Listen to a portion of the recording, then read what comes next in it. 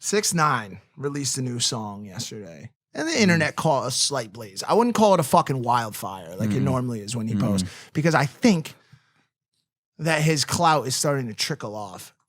I called this. Yeah. I called this. People are going to stop giving a fuck. Like, we get it. We get it. You're the dude who snitched and then somehow got out of jail and got rainbow hair and loud. You make the occasional banger, and it's like your music's somewhat listenable too and makes, you know, Tatianas want to shake their ass. We get it. I said this. I think in 6 months to a year, people are gonna be scrolling by his Instagram posts a little faster. Yeah. I took a bike ride yesterday after he released Chochi. Yaya. What was this one? Punani. It's always something like that. Oh, it's okay. And I want to know why.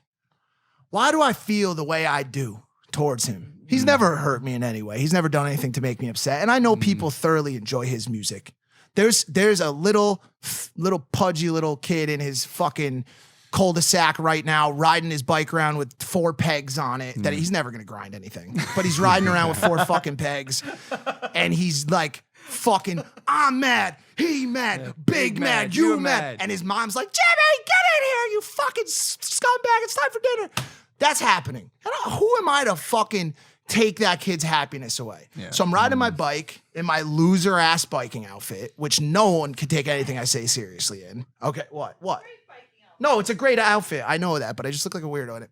I'm thinking to myself, why am I so upset? Why do I have this guttural, just upset reaction to 6ix9ine? And everybody's always like, yo, yeah, he snitched, but hip hop ain't about the streets anymore. Hip hop ain't about doing gang shit no more. Not too long ago, though, it was. That is what hip hop is rooted in. Hip hop is rooted in the criminal life and in the fucking streets, bro. Okay? And as someone who had every narcotics related decision in my life decided for me by Jay-Z, Biggie, Nas, 50, Lloyd Banks, Jada, all the way up to, I even got respect for Shmurda and all these dudes that are saying, Shine, dude. I realized yesterday that the reason I have F's on my rap sheet and the reason why I had to go in front of a judge in the first place was because of snitches. All of my arrests were because of snitches. And in my old line of work, at first snitches ended up in ditches. Then it turned into snitches get stitches. But now snitches get bitches? What the fuck happened? What happened? Like, yo, this motherfucker has deemed it cool to be a snitch. Okay, so once again, no problem with his music, no problem with his fans, no problem with his rise to fame, no jealousy, no problem with his clout. I love it. Biggest thing on YouTube, get your money, boy. But where is the culture right now? Meek Mill, you were supposed to fire back at this motherfucker. You're from the streets. You're from Philly. The whole fucking city fucks with you, bro. Why have you not done anything? Where are the street dudes? Why is the culture just deemed this okay? That's my only question. I just want to know, why is a white kid from Connecticut giving culture lessons right now? You're going to hate this answer. You're going to hate it. What is it? It's because of the art. And I hate to even say that. And take art with a grain of salt. But it's because of the art. Do you know how hard it is for people to celebrate a person from their art? Celebrate a person? Separate, sorry. Oh, sorry. Yeah, okay. Sorry. Yeah. Separate a person Got from it, their art. got it. Like Michael Jackson's a good example. A lot of people don't give a fuck R. about Kelly, what he did. R. R. Kelly. So some people still rock Remix to Ignition. That I'm sorry, It's bro. at every wedding. Yo, ever. he pissed on some people. Yeah, he pissed on some young people. And bro, by the way, horrible. Yeah. Horrible. But if I'm driving down the street in Lana's Lambo and Remix to Ignition comes on, I'm lowering the windows, I'm bumping the shit to 100 and blowing the fucking speakers. I don't think you are. Bro. I'm calling your bluff. I don't think you are. No, because I bro. thought I was like you. Remix I thought I was like you. Ignition, I'll go bro. first. I'll do the first hook. I'm out. You go past the first hook. You're going to hell. Oh, is that how it works? Yeah. Here's what I think, Mike. You go to a trash can outside a restaurant, you're throwing away your garbage. You just finished a great meal from that Italian joint down the street that you used to go to in New York all the time. You open the lid of that trash can. Oh, what do you see? You see a rat sitting right on top of that trash. Do you go out of your way to chase that rat down and kill it, or do you just throw your trash away, put the lid on, let the thing go on, live its life as a rat in a trash can? This seems tricky, and I get it. I'm with you. I hear you. But when I go on Twitter and there's a 17-year-old kid who is listing his top 10 rappers of all time, and just before NLE Choppa and the other 5 people he's listed after it, motherfucking 6ix9ine is number 1. Jay ain't on the list, Big ain't on the list, Pac ain't on the list. The culture has fucked us. And I will make another point here. I believe a part of the problem is motherfucking white money.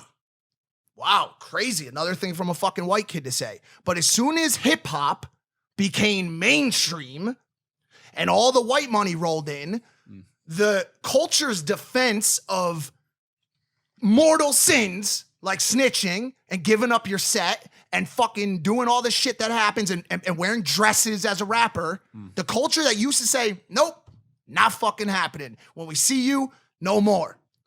That culture doesn't exist anymore because when the money starts rolling in by the billions from Alabama, from Louisiana, from fucking Idaho, from Montana, when little Jimmy's riding his bike around the cul-de-sac, but he's like, Mom, you got to get me 6ix9ine's new album. And the mom's like, if you take your ADHD meds, Jimmy, I'll buy you 6ix9ine's new album. And that happens. The culture turns a blind eye because they valued money more than the culture, bro. I truly believe that's what's happened. And like I said, once again, 6ix9ine, get your Fashion Nova money, get the YouTube views, get all of it. But what I would love to see someone step up and be like, yo, at least we don't. Some people have said we don't condone it. Some people have been like, yo, this dude, like, you know, turned informant. Like, you know how many opportunities I had sitting in front of investigators and they were like, because that's the other excuse that the people on Twitter use. Anybody would have done that in his position. Bobby Shmurda is still in jail. Shine did, what, a fucking decade for that Diddy shooting when he lit that club up? Nobody snitched. Yeah, but not everybody would do it. That's the whole point of being a fucking G, bro. Not everybody would do it. I think we're in an interesting time, which I've started to call the verification era. So, like, the thing with Ellen, everyone has, you know, this equal platform to spread their voice and verify whether or not someone's actually a good person or a bad person. Right. It's becoming increasingly difficult to keep, you know, shit that should be hidden. Or not even hidden. It's just things come to the surface very quickly. And I guess in 6ix9ine's case, he was just like, yo, screw it. I'm out on this gang shit, which now, of course, he runs around the town with 100 people, whatever. Yeah, what do you guys think about that? I mean, is that safe? He has to. What do you mean? He has to. He doesn't have a choice. No. Is it safe that he's out in the public in the middle of the city that he forsaked? Did he forsake the city? I don't know. Well, I mean, do we glorify? The question is, do we continue to glorify gang violence or, you know, gang activity that is potentially negative and can hurt the greater whole of the community that it's a part of? I think the it's culture difficult. Mike's talking about. That exact culture. I mean, Mike, you're having an issue because you're unable to forgive your past of your drug dealing. You still have some connection to that. But I mean, even it's cool to honor it, but I don't think it's great to glorify gang violence or drug dealing. But even in the last song, but that's what I'm getting at. What I'm getting at is he got to where he is by glorifying gang violence. Absolutely. And still, like, even in his last song, like, pull up at the burger spot with I don't even know what the fucking lyric I'll is. find it. With a chopper or some shit, right? Find it. So he's still glorifying gang violence, even though, and riding that wave of the culture, even though he doesn't follow the rules of that culture. I don't know. He's young. I think you're looking at it short. I think long term, he'll fall off in his songs that are now 1 minute and 40 seconds that are just him yelling absolutely nothing. People will fall out of favor of those. It's not nothing. He's saying some real good stuff. Oh, go ahead. Guzzle it, eat it. She a doggy ass bitch. Muzzle up her shit. She just want the ecstasy and shit. Trippy in this bitch. All right, listen. Yeah, I mean, bitch will pop. Songbird of a generation for sure. Songbird. He's saying some real. I mean, that stuff is fucking eons of wisdom in those syllables. There's collectively only a total of about probably 10 to 12 words used in this entire song, which is talent in itself. Impressive. The Beatles had something very similar. I think not 90%, something like 60% of the words in Hey Jude are na na na na na na. Oh yeah, that's quality shit though.